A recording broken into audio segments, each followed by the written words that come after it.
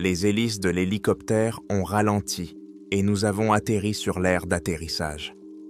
Après 3 heures de vol dans une zone de forte turbulence au-dessus des eaux du golfe du Mexique, mes jambes se sont dérobées sous moi dès que je suis sorti.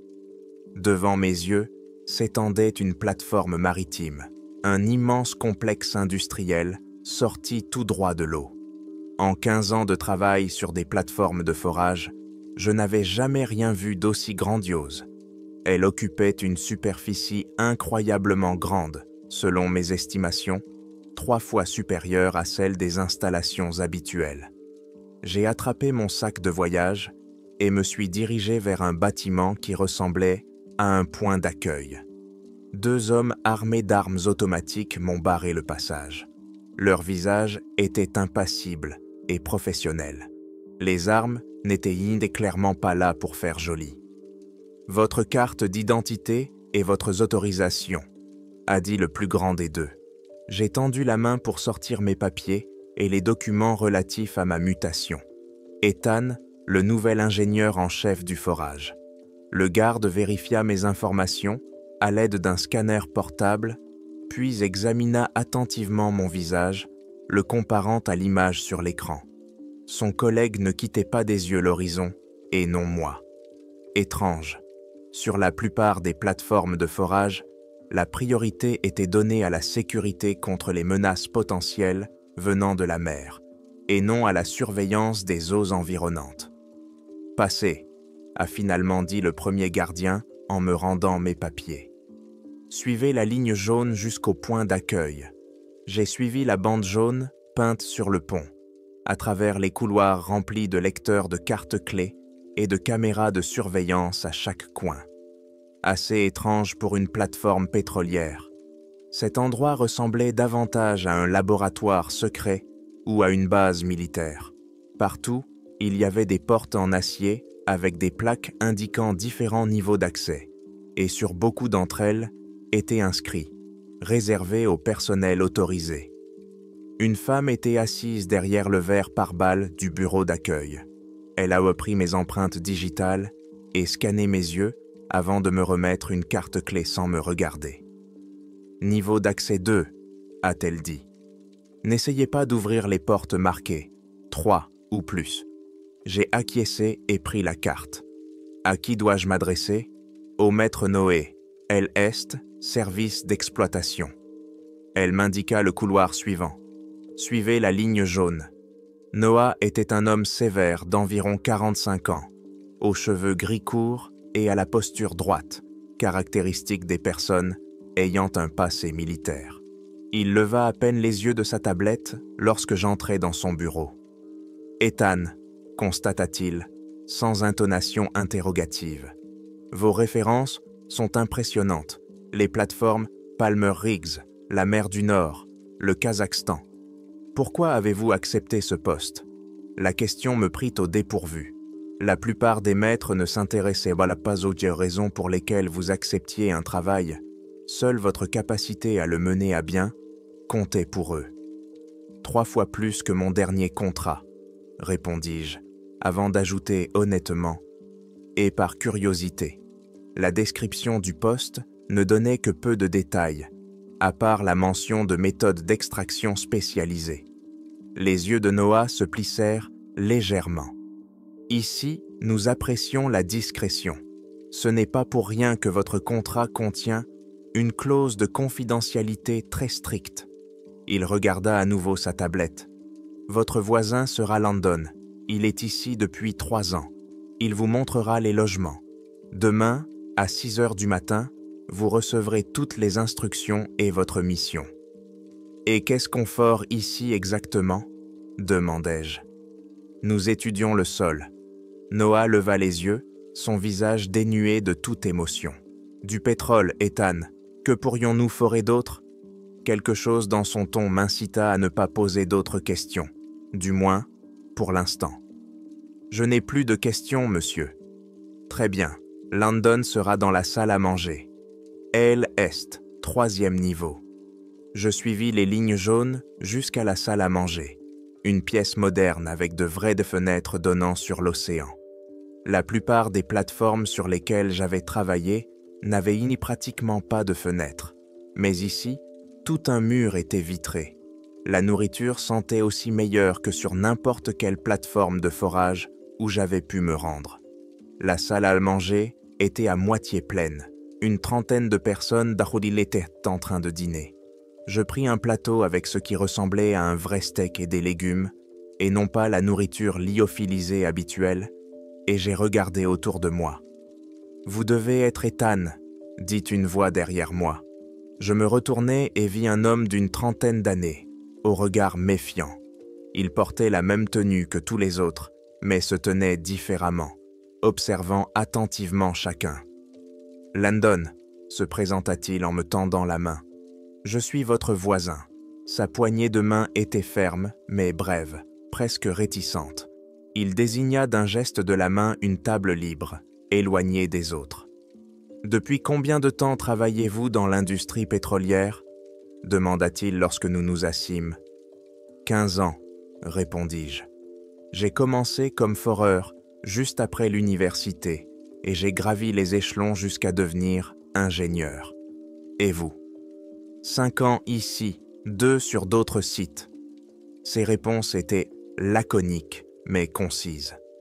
Je travaille sur la plateforme Est, principalement sur les systèmes techniques. Je coupais un morceau de steak. Il était cuit à la perfection, une qualité digne d'un restaurant. La nourriture est meilleure que sur toutes les plateformes où j'ai travaillé. Landon acquiesça. L'entreprise estime que le confort est important. Les contrats ici sont longs. 8 mois de travail, 1 mois de repos. C'était inhabituel. Les rotations standards étaient de 2 à 4 semaines de travail et autant de repos. 8 mois, c'est presque comme une prison. 2 hommes s'approchèrent paume de notre table. Le plus âgé fit un signe de tête à Landon. « C'est le nouvel ingénieur » demanda-t-il. Landon acquiesça. « Ethan, je te présente Michael et Matthew. » Michael dirige l'atelier de production dans cette même aile. Matthew est technicien senior. Michael semblait avoir un peu plus de 30 ans et se comportait comme s'il était chez lui ici. Matthew semblait un peu plus âgé, environ 38 ans, avec un regard perçant qui ne manquait aucun détail.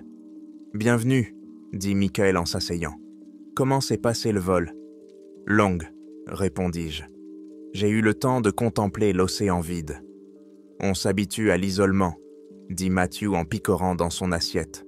Son regard passait sans cesse de Landon à son assiette. « Et quel était le rendement ici ?» demandai-je avec désinvolture. Les documents d'information contenaient très peu de détails concrets. Michael et Matthew échangèrent rapidement un regard. Quelque chose passa entre eux, peut-être un avertissement. « Une extraction en eau profonde standard, » répondit prudemment Michael. « Vous recevrez toutes les caractéristiques complètes demain. Nous respectons le plan, » ajouta Matthew. « C'est le plus important. » J'essayais d'aborder le sujet sous un autre angle. « Et quelle est la profondeur de forage ? Parlons-nous d'un forage standard ou ultra profond ?» Le silence s'est abattu sur la table. Même Landon, assis à côté, s'est tendu. « Tous les détails opérationnels seront révélés lors du briefing de demain matin, » a finalement déclaré Matthew. Son ton était poli, mais ferme.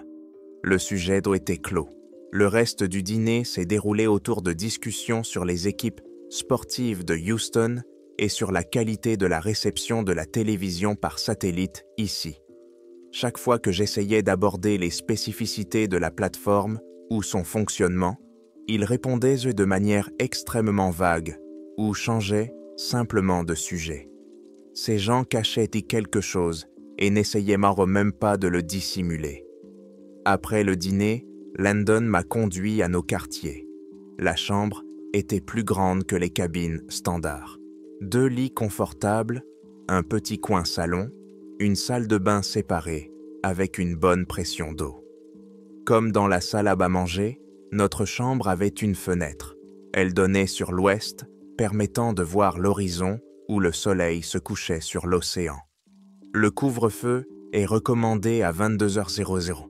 dit Landon, mais il n'est pas obligatoire. Ne faites pas de bruit si vous décidez de ne pas dormir. Il désigna le panneau mural.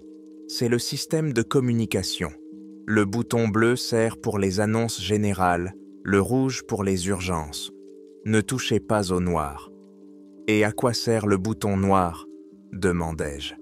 Vous n'avez pas l'autorisation de le savoir, répondit-il sans hésiter. Alors ne le touchez pas. Landon choisit un lit loin de la porte et sortit sa tablette. Notre conversation était clairement terminée. Je déballai mon sac, rangeai mes affaires et pris une douche. Quand je sortis, Landon semblait déjà endormi, tourné vers le mur. Je m'allongeai, mais je n'arrivais pas à dormir. Les bruits là de la plateforme me semblaient anormaux. J'ai suffisamment travaillé sur des plateformes maritimes pour connaître leur bruit de fond habituel, le grincement du métal, le grondement lointain des générateurs, le bruit régulier des vagues qui se brisent contre les piliers. Tout cela était présent, mais on entendait autre chose en dessous, un rythme qui semblait provenir des profondeurs. Ce n'était pas le bruit d'une machine, il était lent et constant. Je me suis levé et je me suis approché de la fenêtre. La nuit était sans lune. Seules les lumières de la tour perçaient l'océan sombre. Mais l'eau avait un aspect étrange. La lumière vive de la plateforme aurait dû faire briller les vagues, mais au lieu de cela, l'eau absorbait toute la lumière. Elle ne la reflétait pas, mais l'absorbait simplement, créant autour de la tour un anneau de noirceur d'encre. Pendant que je regardais, le son pulsatoire s'intensifia. Il ne résonnait pas seulement dans ma tête, quelque chose sous nous, profondément sous le fond de l'océan, quelque chose d'énorme. Je me suis approché de la vitre pour essayer de voir ce qui n'allait pas avec l'obscurité. Pendant une seconde, j'ai cru voir quelque chose bouger dans l'eau. Pas des vagues, mais quelque chose de dense, se déplaçant de manière délibérée. Puis cela a disparu, se retirant dans l'ombre. La voix de Landon rompit le silence. « Ne regardez pas l'eau trop longtemps, il n'était donc pas endormi. Cela va à l'encontre des protocoles de la plateforme. » Je me détournai de la fenêtre. Pourquoi ? Dans la pénombre, je le vis assis sur son lit. « Vous devriez dormir, la réunion matinale sera tôt, vous devez être en forme. » Il se tourna à nouveau vers le mur et je retournai à ma couchette. Je restai allongé dans le noir, les yeux ouverts, à écouter ce rythme effrayant provenant des profondeurs, me demandant ce qui se passait réellement ici et pourquoi personne ne voulait en parler. Je n'ai presque pas dormi cette nuit-là. Cette étrange pulsation provenant du fond me troublait, tout comme l'eau sombre que j'avais vue. Chaque fois que je fermais les yeux, j'imaginais cet anneau de noirceur autour de la tour, qui ne reflétait pas la lumière. Landon n'a plus dit un mot après m'avoir conseillé de ne pas regarder l'eau trop longtemps, et je n'ai pas insisté pour en savoir plus.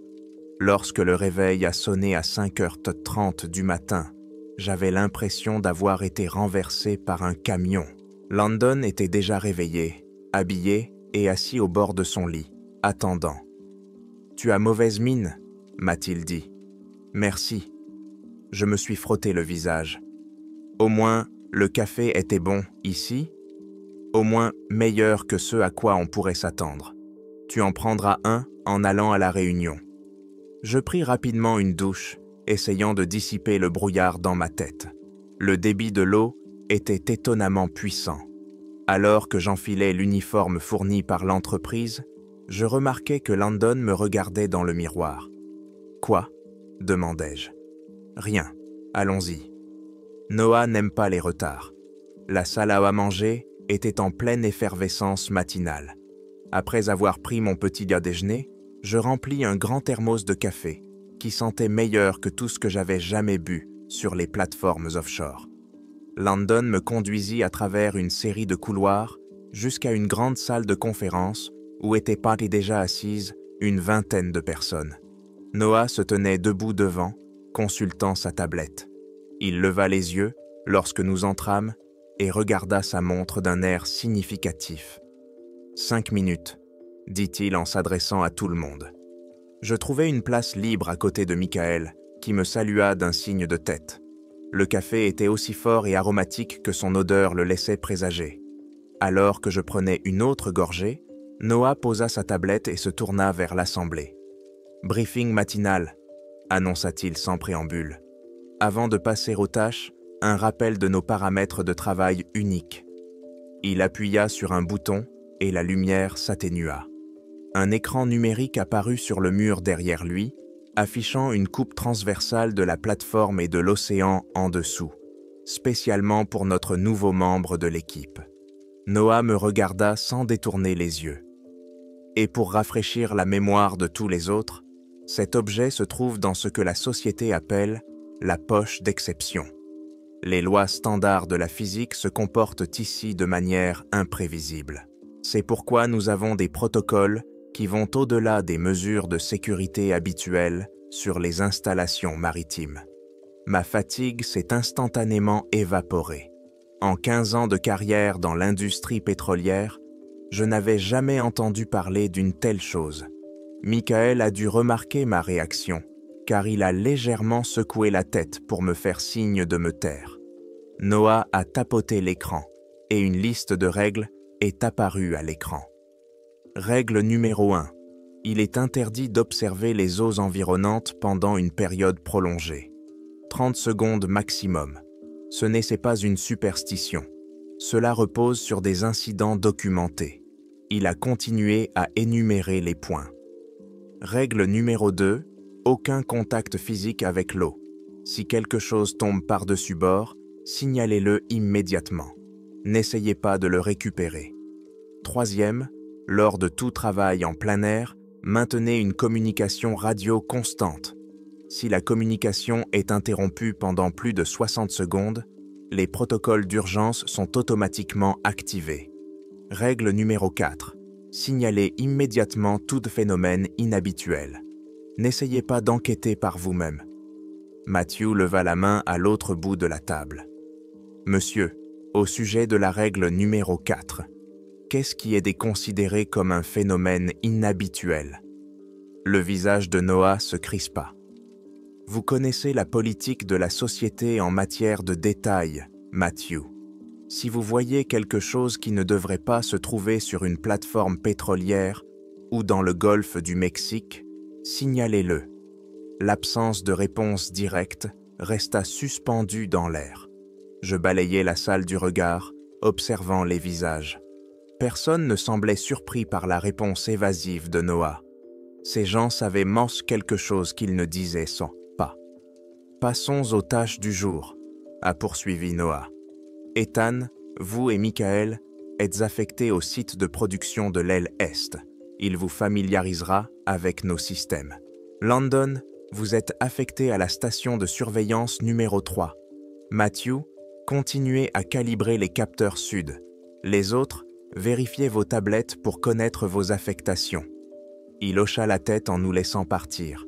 Alors que les gens se dispersaient, j'entendis des bribes de conversation, des mesures de pression, des vérifications d'équipement et des horaires de travail.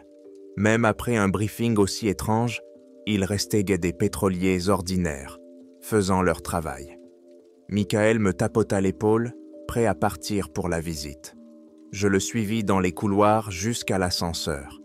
Il passa sa carte-clé et nous descendîmes. Alors, dis-je lorsque l'ascenseur se mit à descendre, la poche de l'exception?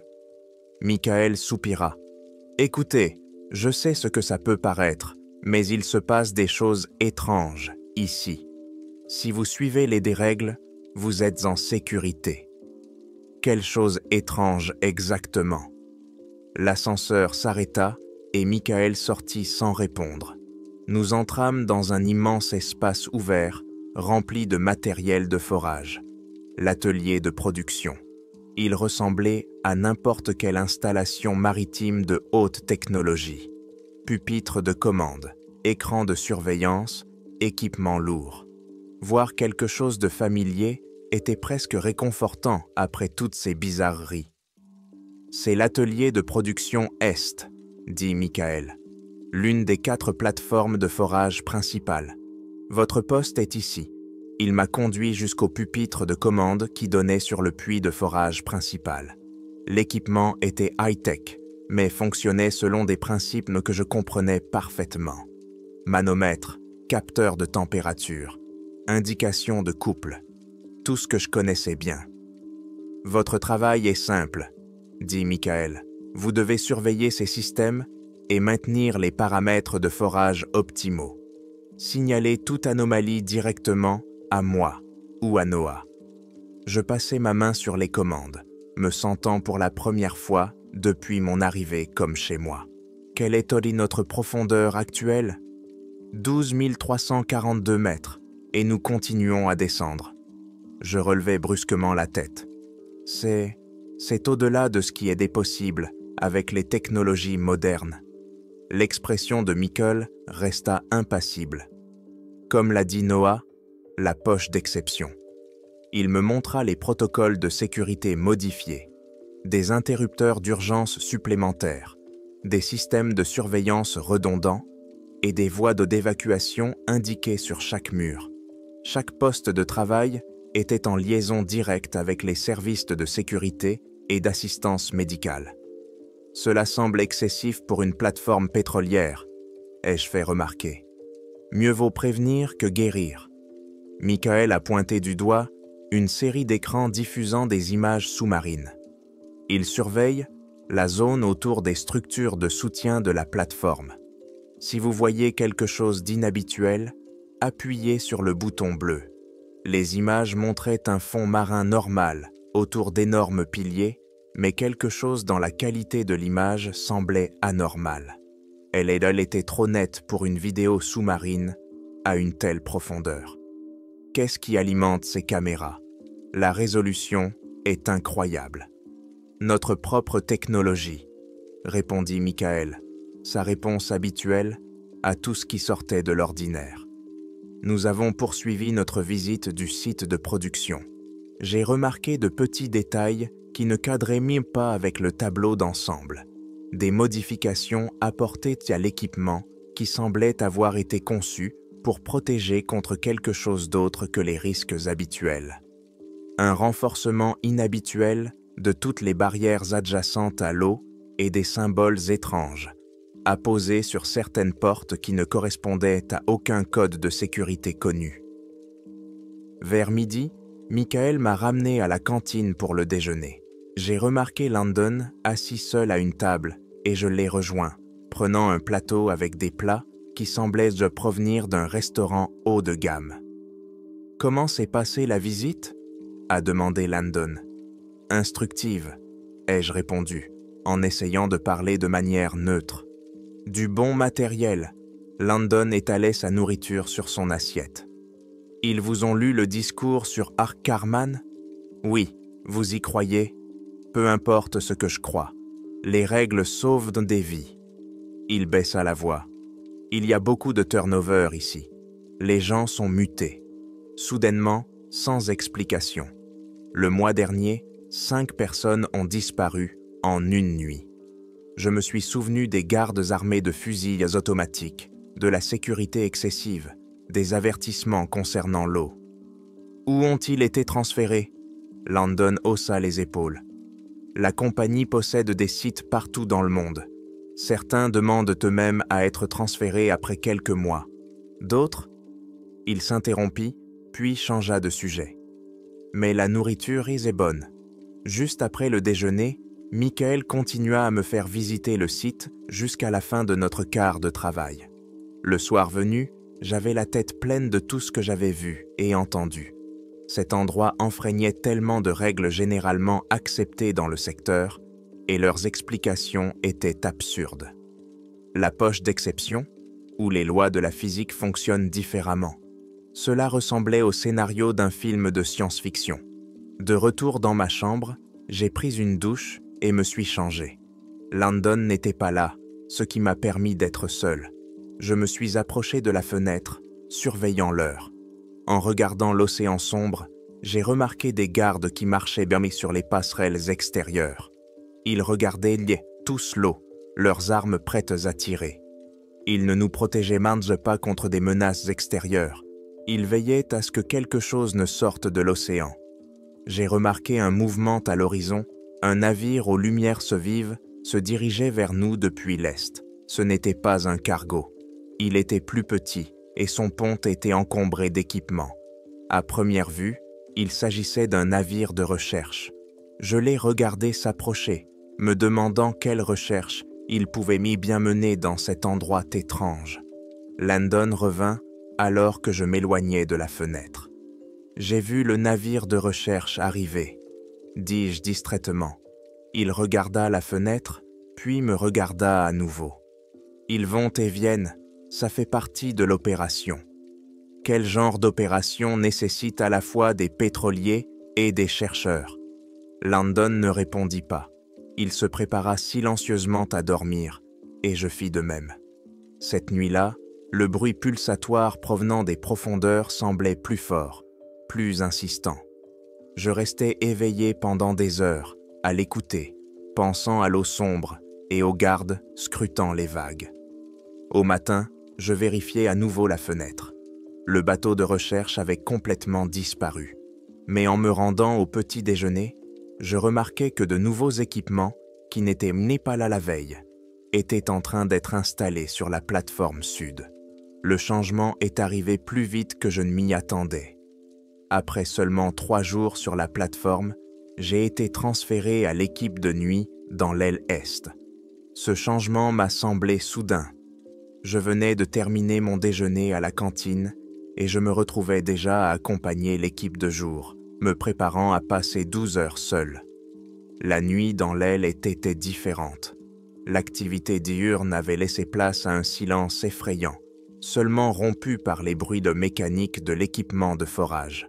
Sans la majeure partie de l'équipe, l'immense atelier de production semblait encore plus grand, mes pas résonnaient dans l'espace vide lorsque je faisais ma ronde.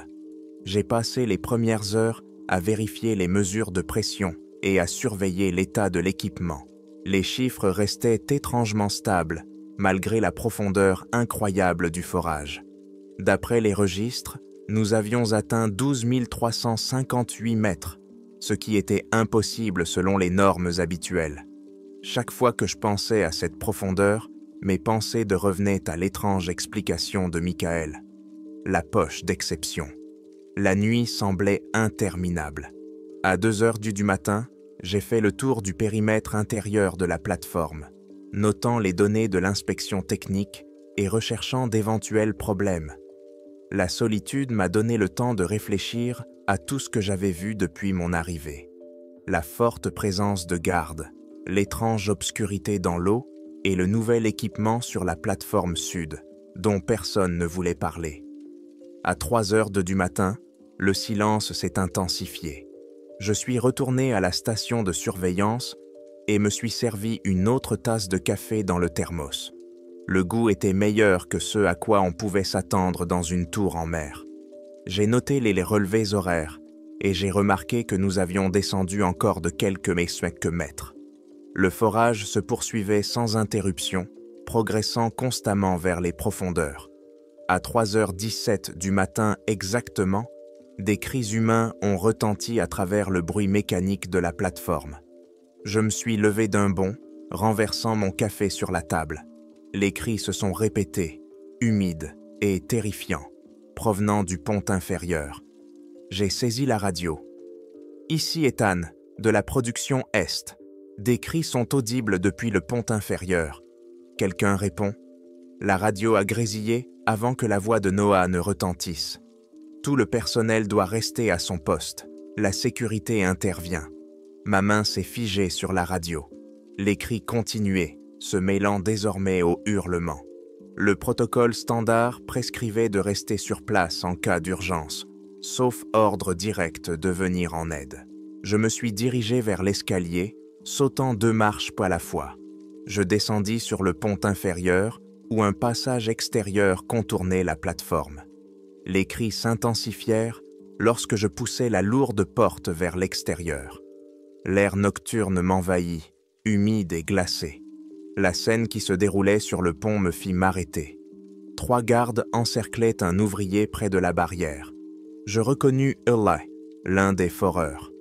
Il était allongé sur le dos, griffant le sol métallique, le visage déformé par la terreur. 2 gardes le tenaient marté par les bras, essayant de l'éloigner de la rambarde, tandis que le 3e visait l'eau avec ce qui ressemblait à un harpon. « Tenez-le » a crié l'un d'eux, couvrant le bruit du vent. Le corps d'Eli a été tiré vers l'océan avec une telle force que les gardes ont trébuché. Ses chaussures raclaient sans qu'est le pont, laissant de longues traces sur le métal. Les gardes luttaient son contre la force qui l'attirait, et la tension se lisait sur leurs visages.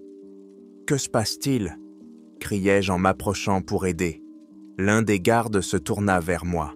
« Reculez, rentrez à l'intérieur. » Avant que je n'aie le temps de répondre, le garde armé d'un harpon tira dans l'eau. Le projectile frappa la surface dans un splash. L'eau autour du point d'impact bouillonna et une masse sombre se déplaça sous la surface. Ce n'était ni un requin, ni un animal marin que j'avais déjà vu, juste quelque chose de plus sombre dans l'eau déjà sombre. Eli cria à nouveau. Son corps s'agita brusquement et l'un des gardes perdit prise. L'autre garde ne parvint pas à le retenir seul. Eli glissa vers le bastingage comme s'il avait soudainement perdu tout son poids. Avec un dernier violent sursaut, son corps se détacha complètement du pont et bascula par-dessus bord.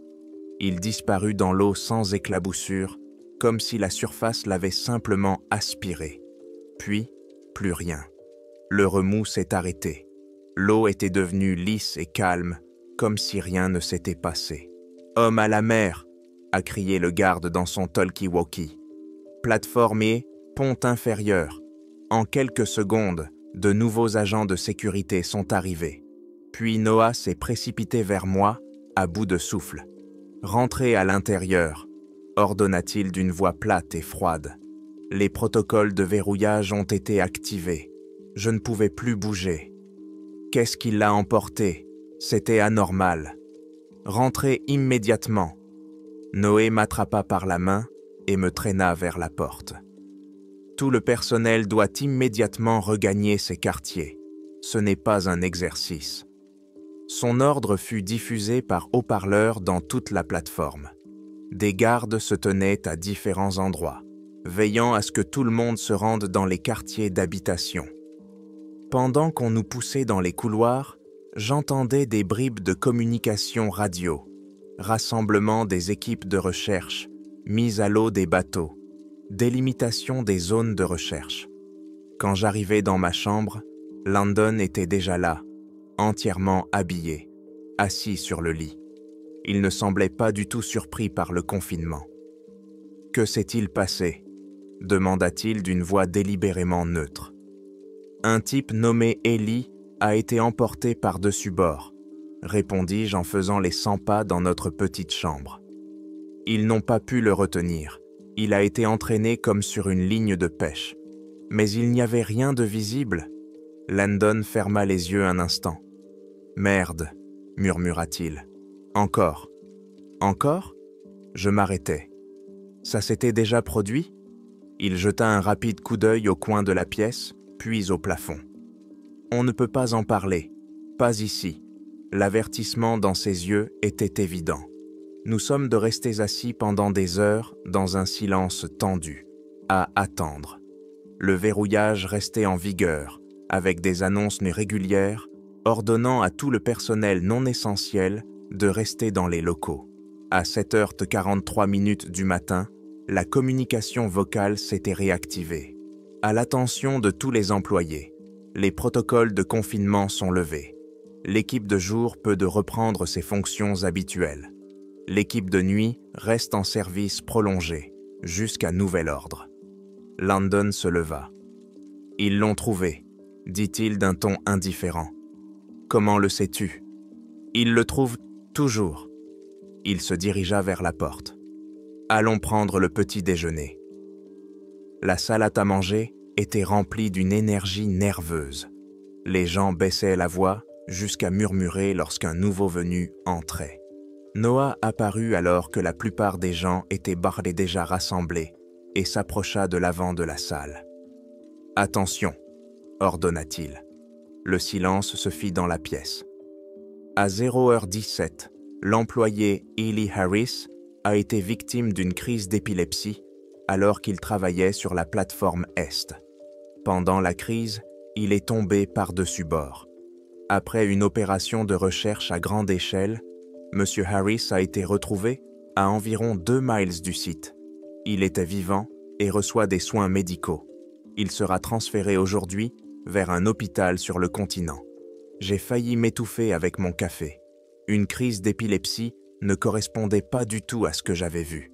J'ai regardé autour de moi pour voir si quelqu'un d'autre doutait de ce mensonge évident. La plupart des visages restaient impassibles, les yeux rivés sur leur assiette. Le travail normal reprendra immédiatement, a poursuivi Noé. Des formations supplémentaires sur les techniques de sécurité relatives à l'utilisation des barrières seront organisées. C'est tout. Dès que Noah fut parti, le murmure des conversations reprit. J'aperçus Michael et Matthew à la table voisine et les rejoignis. Landon me suivit. « Ce n'est pas ce qui s'est passé », dis-je sans préambule. « J'ai tout vu. Quelque chose a entraîné Eli dans l'eau. Il a été tiré sur le pont par une force quelconque. » Landon me donna un violent coup de pied dans le mollet sous la table. Michael et Matthew ont échangé un regard. « Ethan », a dit Michael à voix basse en secouant la tête. « Eli a eu une crise. Il a perdu l'équilibre. Il est tombé. Voilà ce qui s'est passé. »« Mais l'eau bougeait !» ai-je insisté. « Il y avait quelque chose. Le garde a même tiré avec son harpon. »« Vous voulez être muté ?» intervint Matthew, d'une voix à peine audible. « Parce que c'est comme ça qu'on mute les gens. Ou pire. » Le silence s'installa autour de la table. Leurs visages m'en dirent au long. Ils avaient déjà vu ce genre de choses, et elles étaient immédiatement niées et dissimulées. Après le petit déjeuner, Noé m'arrêta dans le couloir. « Ethan, 2 mots. » Il me conduisit dans une petite salle de réunion et ferma la porte. « Je vous transfère à la plateforme Ouest, » dit-il, immédiatement.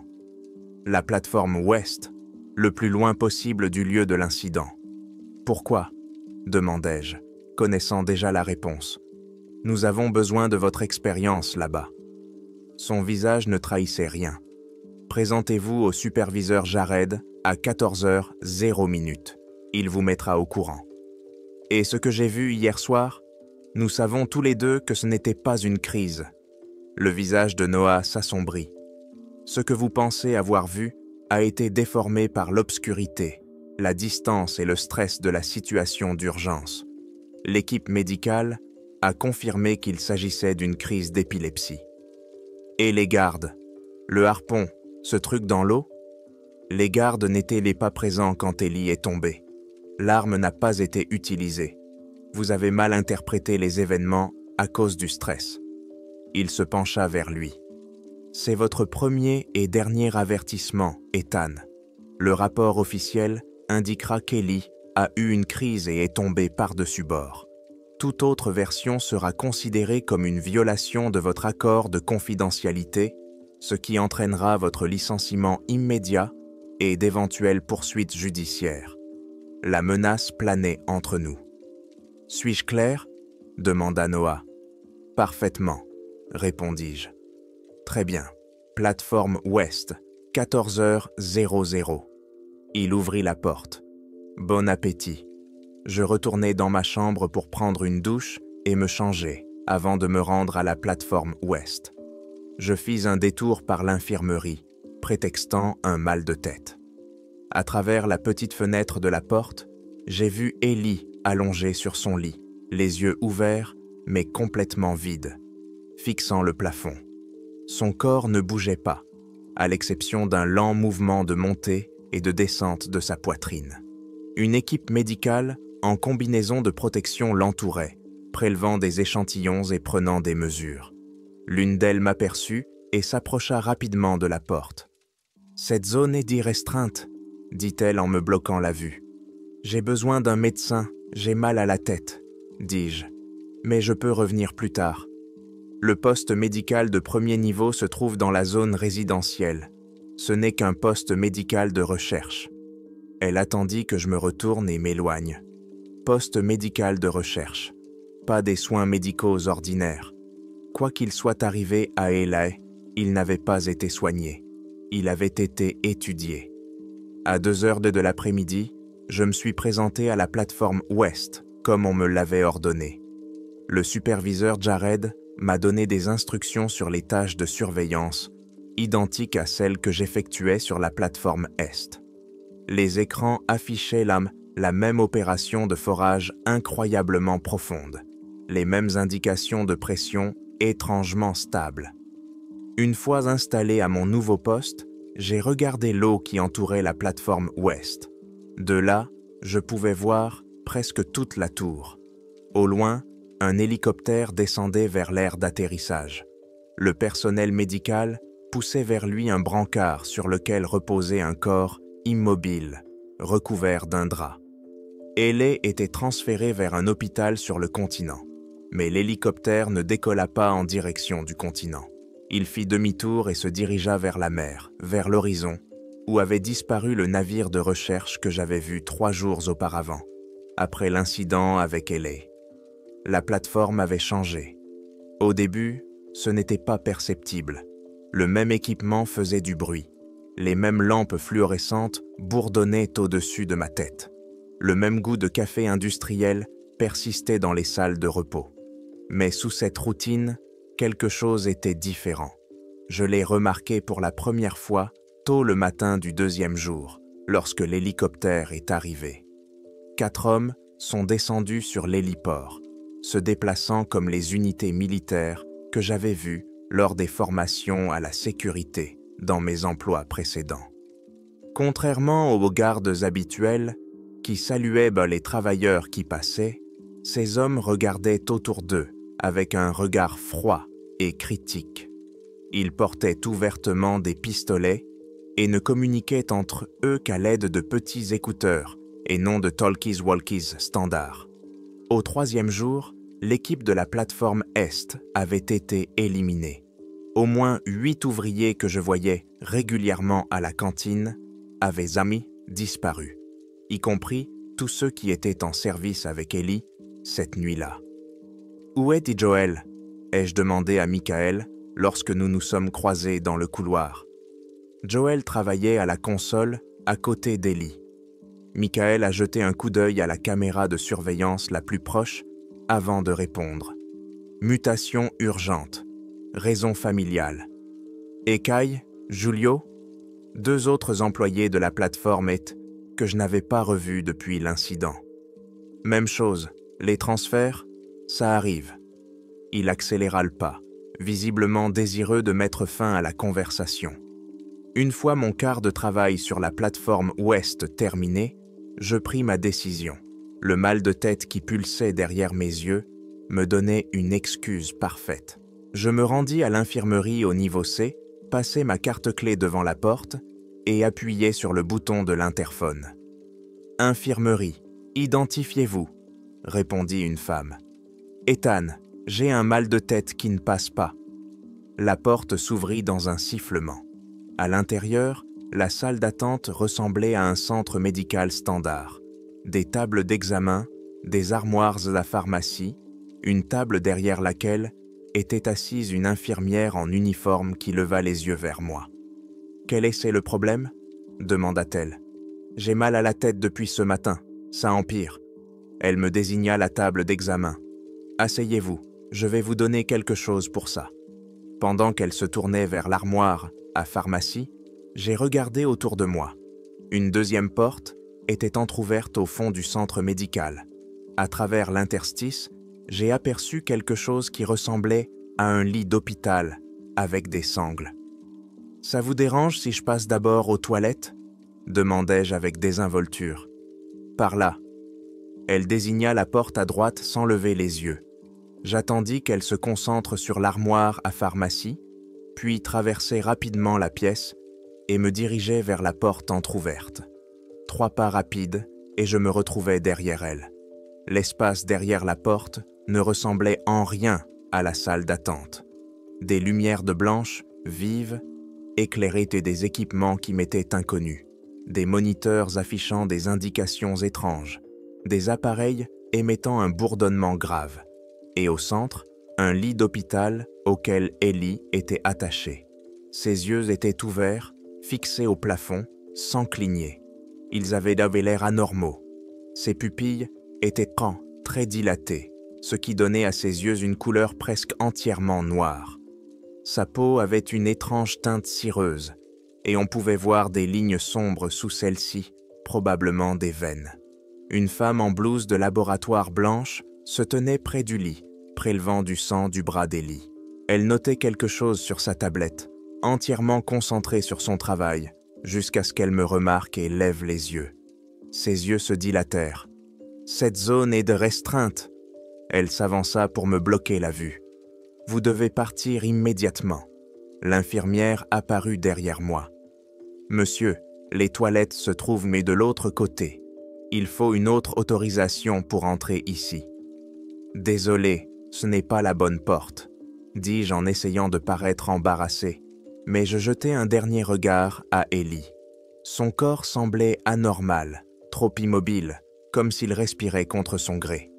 L'infirmière me prit fermement par la main. « Par ici, s'il vous plaît. » De retour dans la salle d'attente, elle me tendit 2 comprimés blancs et un verre d'eau. « Prenez-les maintenant. Je vous en donnerai d'autres si nécessaire. » J'avalai les comprimés en regardant la chercheuse dans la pièce voisine, appuyée sur quelque chose qui ressemblait à un bouton d'alarme sur son bureau.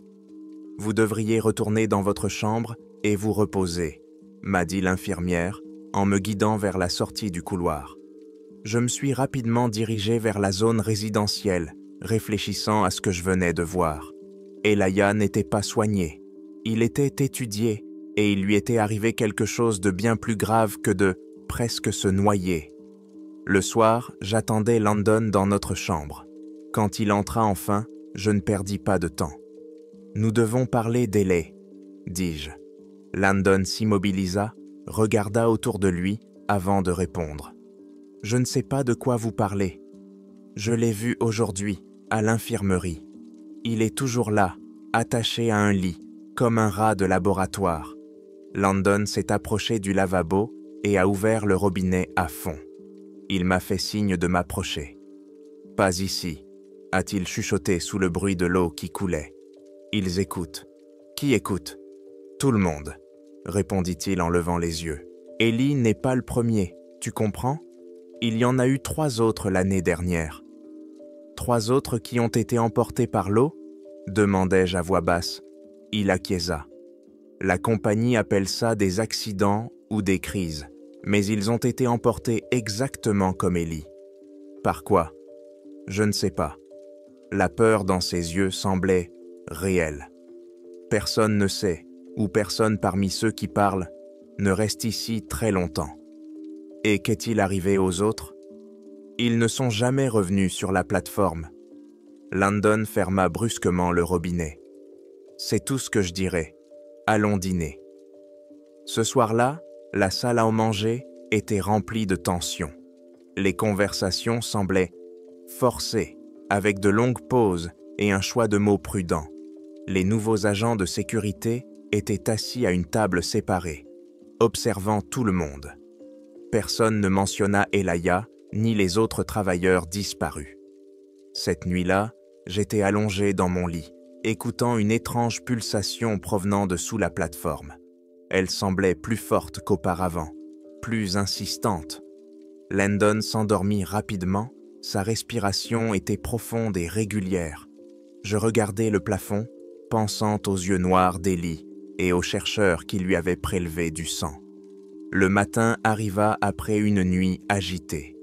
Je m'assis et tendis la main vers mes bottes de travail. Lorsque je soulevai la gauche, un petit bout de papier soigneusement plié en tomba. Je jetai un coup d'œil à Landon qui dormait avant de déplier le mot. L'écriture était concise mais claire. Niveau de recherche. B3. Minuit. Viens seul. Je repliai rapidement le mot et le glissai dans ma poche. Qui l'avait laissé? Et comment quelqu'un avait-il pu entrer dans notre chambre pour le laisser sans que l'un d'entre nous ne le remarque? Ce jour-là, j'étais de service sur la plateforme Ouest, où je surveillais les caméras sous-marines et les données de forage. Vers midi, mon attention fut attirée par un mouvement sur l'un des écrans. L'écran montrait le fond marin, près des piliers principaux, faiblement éclairé par les lumières extérieures de la plateforme. Quelque chose bougeait à l'écran, non pas de manière chaotique, comme les courants sous-marins, mais de manière délibérée. J'ai suivi ce mouvement à travers 3 angles de caméra différents, tandis qu'il tournait autour d'un des piliers. Je ne pouvais pas voir exactement ce que c'était, plus sombre que l'eau environnante, avec quelque chose qui ressemblait à une multitude de mains ou de tentacules. Matthew passa devant mon poste et s'arrêta lorsqu'il vit ce qui avait attiré mon attention. « Qu'est-ce que c'est » demandai-je en montrant la silhouette. Son visage était dépourvu d'émotion. « Où ça ?»« Juste là. » J'ai pointé du doigt lorsque l'objet est réapparu sur une autre caméra. Ce mouvement ne ressemble à aucun autre que j'ai déjà vu dans la vie marine.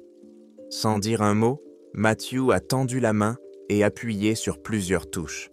L'écran est passé à une autre vue où tout semblait normal.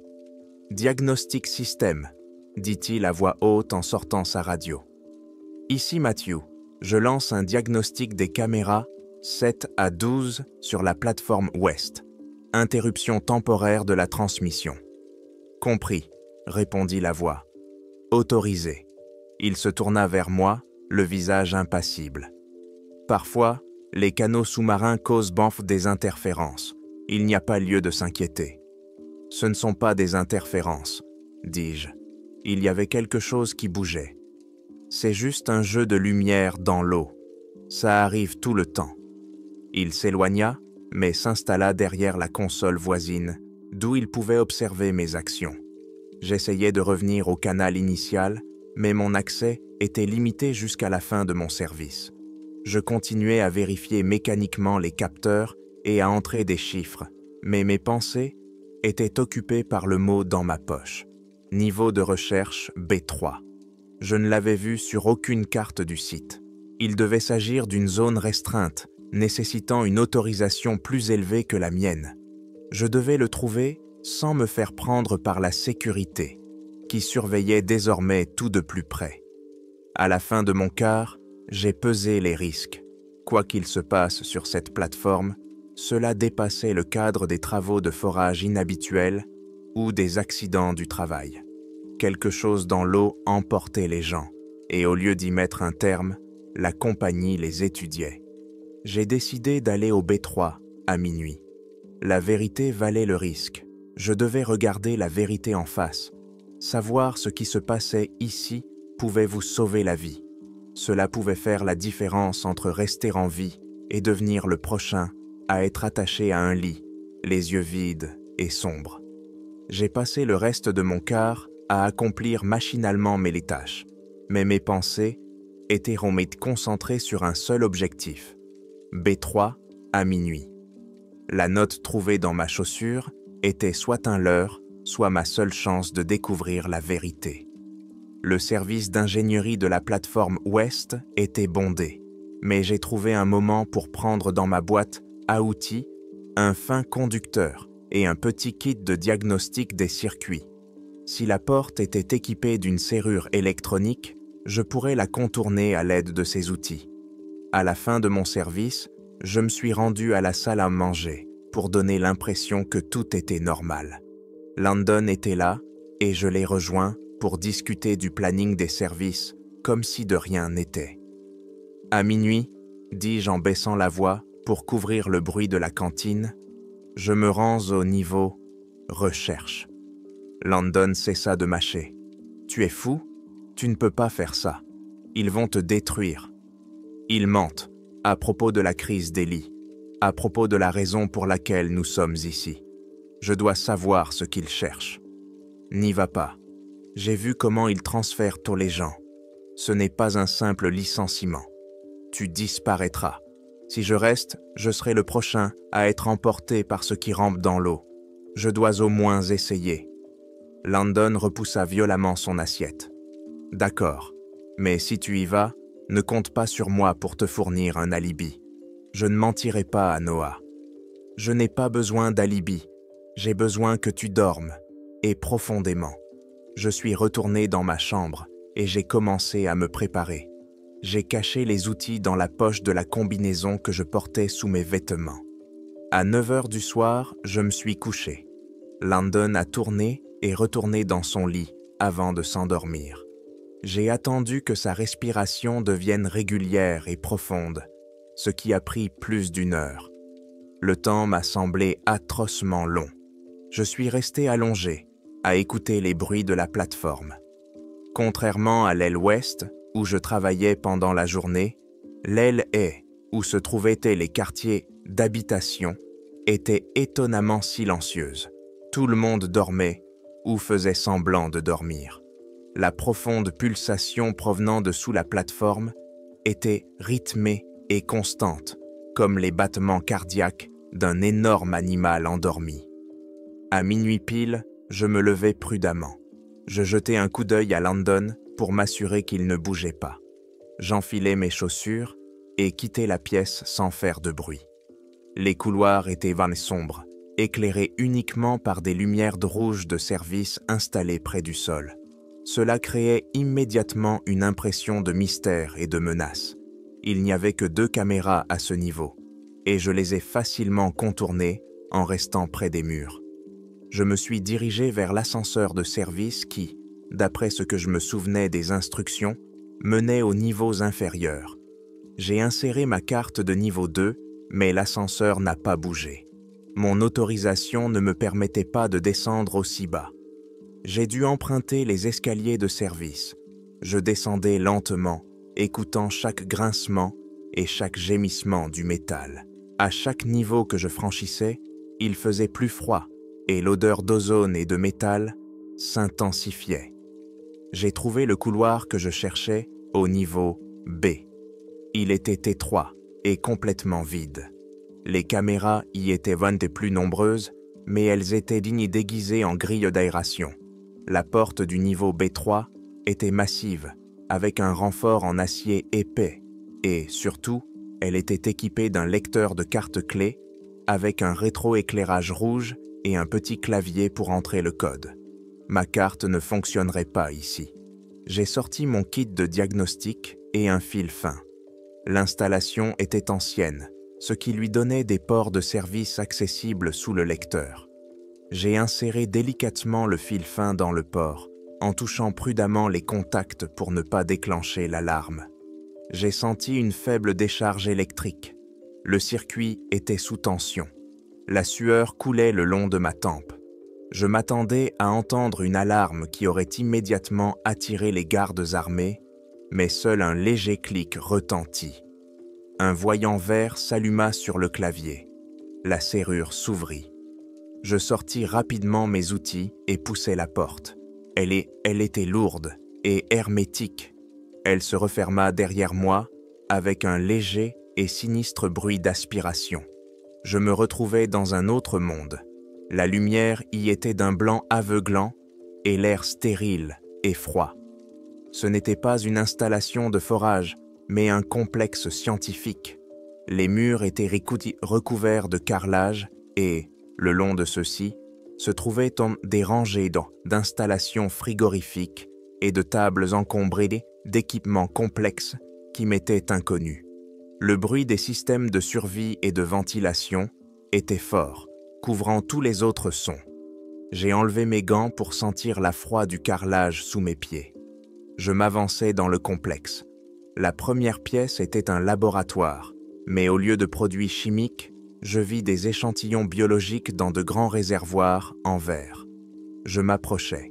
À l'intérieur des réservoirs, flottant dans un liquide transparent, se trouvaient des échantillons de fils, ceux-là même que Michael appelait biologiques. Ils étaient en messe blancs, presque transparents, mesuraient jusqu'à 2 mètres de long et se tordaient lentement, même s'ils étaient séparés de l'eau. Le verre était froid au toucher. Je suis passé dans la pièce suivante, qui semblait être le centre de surveillance. Il y avait là des rangées d'ordinateurs affichant des données qui m'étaient presque incompréhensibles. J'ai vu des graphiques de signaux acoustiques, des données sismiques et, ce qui m'a frappé, des cartes du fond océanique. Sur l'un des écrans principaux, on pouvait voir une carte du golfe du Mexique, avec au centre notre plateforme, Karma Exception. La carte ne montrait pas des gisements de pétrole, mais une énorme faille en eau profonde qui s'enfonçait à une profondeur inimaginable. Et au fond de cette faille était marquée le source de l'anomalie gravitationnelle et acoustique, l'endroit où il forait. J'ai trouvé le rapport sur le terminal le plus proche. Il s'intitulait « Projet L'Arche » et datait de l'année précédant mon arrivée. J'ai rapidement feuilleté les pages. Le projet ne concernait pas le pétrole. Il était consacré à l'extraction de matériel génétique qui était actif à une profondeur incroyable. Je me suis arrêté à la page où étaient décrits les sujets. Il y avait des photos, Ellie et les 3 autres dont Landon avait parlé. Le rapport indiquait qu'après avoir été en contact avec les Amphis, ces personnes s'étaient rendues devenues des porteurs de matériel génétique et avaient été transférées dans des installations de recherche pour y être étudiées plus en détail. Leur passivité et leur absence de réaction étaient décrites comme une intégration réussie. Ce qui avait emporté Ellie ne l'avait pas tuée. Cela l'avait infectée et transformée en pièce d'exposition. Mon regard s'est posé sur la section suivante. Résonance acoustique. Ils utilisaient les ultrasons non pas pour effrayer quelque chose, mais pour provoquer une réponse de quelque chose d'énorme qui se trouvait au fond de la faille. J'ai entendu le bruit métallique d'une porte qui s'ouvrait quelque part dans le couloir derrière moi. Le son était clair et fort, perturbant le bourdonnement des systèmes. Quelqu'un est entré au niveau B3. J'ai rapidement attrapé la petite clé USB que j'avais toujours sur moi et je l'ai insérée dans le terminal le plus proche pour copier le rapport Arche. Le processus était lent. Des pas se firent entendre dans le couloir. Ils étaient lents et assurés. Je me cachais derrière une rangée de réfrigérateurs, serrant la clé USB dans ma main. J'attendis, tendant l'oreille au moindre bruissement. Sur les écrans devant moi, je voyais que la copie avait atteint 25%. Une silhouette apparut dans l'embrasure de la porte. C'était Noé. Il n'avait pas l'air de me chercher. Il avait l'air de m'attendre. « Je savais que tu n'écouterais pas, Ethan, » dit-il. Sa voix résonnait profondément et sinistrement dans le silence glacial du laboratoire. Il s'approcha directement du terminal sur lequel je copiais les données et regarda l'écran, sans prêter attention aux voyants clignotants. « Tu poses trop de questions. Ici, on n'a pas besoin de vérité. Ici, on a besoin de silence. » Il se retourna et regarda dans ma direction, sans bouger. Les installations frigorifiques ronronnaient et mon cœur battait à tout rompre. « Tu as vu Nitti, tu as vu LA. Maintenant, tu sais. » Il fit un pas vers moi. Je savais que je devais m'enfuir, mais ma clé USB clignotait toujours. La copie était à 40%. « Tu es un bon ingénieur, Ethan. L'anomalie au fond de la faille a besoin d'accès. Et je sais comment faire pour que tu veuilles nous aider. » Il s'est soudainement redressé, la tête tournée vers le plafond. Je l'ai entendu inspirer profondément.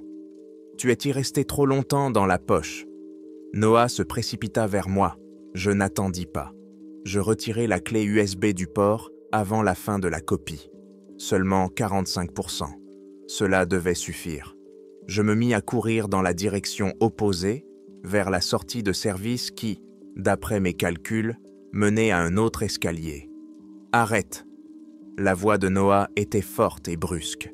Il ne s'est pas mis à me poursuivre tout de suite, mais j'entendais ses lourds pas sur le sol carrelé. Je me suis enfui du laboratoire vers le couloir voisin, plus étroit.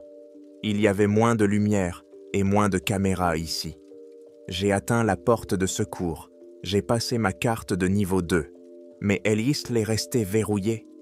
Noah avait prévu cela. J'ai dû continuer à courir.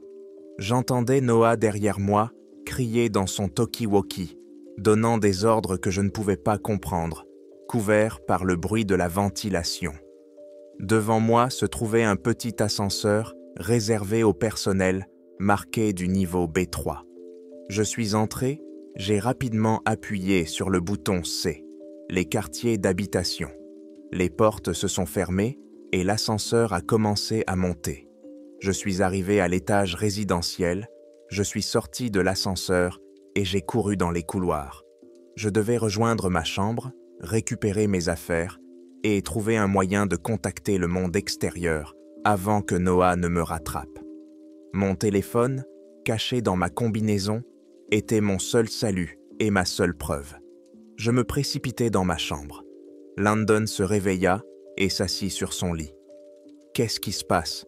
J'ai entendu du bruit. »« Noah est au courant, » murmurai-je, haletant. J'enfilai ma veste de travail et essayai de lasser mes chaussures. « Ils ne forèrent pas du pétrole, ils ont foré une faille spatiale, et ils ne soignent pas Elaya, ils l'étudient. » Landon bondit de son lit, les yeux écarquillés. « Je t'avais dit de ne pas y aller. Ce n'est pas le moment. J'ai besoin d'aide. Je dois sortir d'ici. J'ai des preuves sur une clé USB. » J'ai lassé mes chaussures et j'ai regardé dans le couloir. Je l'ai entendu appeler la sécurité. Soit je contacte immédiatement les gardes-côtes, soit ils vont m'endormir et me mettre dans un réservoir. D'accord. Landon était pâle, mais déterminé. J'ai accès à l'ancienne salle des serveurs qu'ils utilisent pour sauvegarder les données. Elle n'est pas connectée au réseau principal. De là, on peut essayer de percer un canal satellite vers le continent. Suis-moi. Il attrapa sa veste et nous nous précipitâmes hors de la pièce. Nous courûmes dans les couloirs de la section résidentielle. Ils étaient presque vides, mais au loin, j'entendais le bruit des pas de personnes qui couraient. La sécurité. Landon m'a conduit à l'ascenseur de service qui menait aux locaux techniques. Il a passé sa carte. Cette fois, ça a marché. L'ascenseur a commencé à descendre au niveau D1, celui des communications techniques. « Dépêche-toi, Landon, » ai-je dit. « Dans 3 minutes, il y aura un changement de garde, » a-t-il répondu. « Il faut qu'on y arrive à temps. » Nous avons fait irruption dans la salle des serveurs. C'était une petite pièce poussiéreuse, remplie de vieux équipements. Landon a allumé l'un des terminaux. « Vite, entre l'adresse de la garde côtière. » J'ai rapidement saisi les données. Le système a affiché une erreur. Canal externe bloqué. Ils ont complètement isolé la plateforme, dis-je, sentant l'espoir mourir en moi. Même ici. Alors il faut trouver un autre moyen. Landon était paniqué. Il y a encore un moyen. La balise radio de secours, elle est directement reliée au satellite. Mais elle se trouve sur le pont supérieur, dans la salle de contrôle. Noah sera là-bas. Peut-être, répondit Landon en se tournant vers moi. Mais si tu peux transmettre un seul mot, un seul fichier, ce sera une preuve. Tu dois y aller. Je vais distraire les gardes. Comment? Landon m'adressa un sourire désespéré. Il y a une soupape de décompression de secours dans ce compartiment. Si je l'active, cela provoquera un encombrement total des niveaux A et B. Ils penseront que le réacteur principal est en feu, et tout le monde se précipitera là-bas. Ils te trouveront. Alors promets-moi que tu diras la vérité sur ce qui se passe ici, à propos de la compagnie, à propos de la faille, et à propos de ceux qu'ils ont transformés en... Je te le promets. Je me suis précipité hors de la salle des serveurs et j'ai couru vers l'ascenseur principal. Lorsque l'ascenseur a commencé à monter, j'ai entendu un sifflement provenant du couloir D1, puis le hurlement assourdissant de l'alarme incendie. « Au feu, niveau D1, évacuation d'urgence !» criait le haut-parleur. L'ascenseur s'est arrêté au pont supérieur. Le poste de commandement était éclairé, mais vide. Les gardes et le personnel se sont précipités vers le bas pour lutter contre le feu imaginaire. J'ai vu le poste vide de Noya et j'ai couru vers lui. Sur le mur était accroché un balise radio d'urgence, une boîte rouge avec un grand bouton vert. J'ai inséré ma clé USB, la connectant à la balise via le port de service. J'ai sélectionné le fichier le plus important, le rapport Arch avec les photos d'Ellie dans le réservoir, et j'ai commencé le transfert. Les mots-dits suivants ont clignoté à l'écran. Activation. Cible. Garde côtière américaine. Une voix s'est fait entendre derrière moi. Tu crois que c'est aussi simple que ça? Je me suis retourné. Noé se tenait dans l'embrasure de la porte, le visage déformé par la colère. Il était seul. Tu leur as accordé trop de temps, Noé, ai-je dit en montrant l'écran clignotant. Transfert, 15%. Il a sorti son pistolet de son ceinturon. Tu ne partiras pas, Ethan. Tu es précieux. Tu es dit le porteur. Je ne suis pas une pièce de musée, criai-je en le regardant dans les yeux. Noah tira. La balle transperça la console près de mon oreille. Je me jetai au sol, cherchant désespérément un abri. « Sécurité! Poste de commandement! Immédiatement !» criait-il dans son talkie-walkie. Je vis l'écran avec le balise clignoter. Transfert, 40%.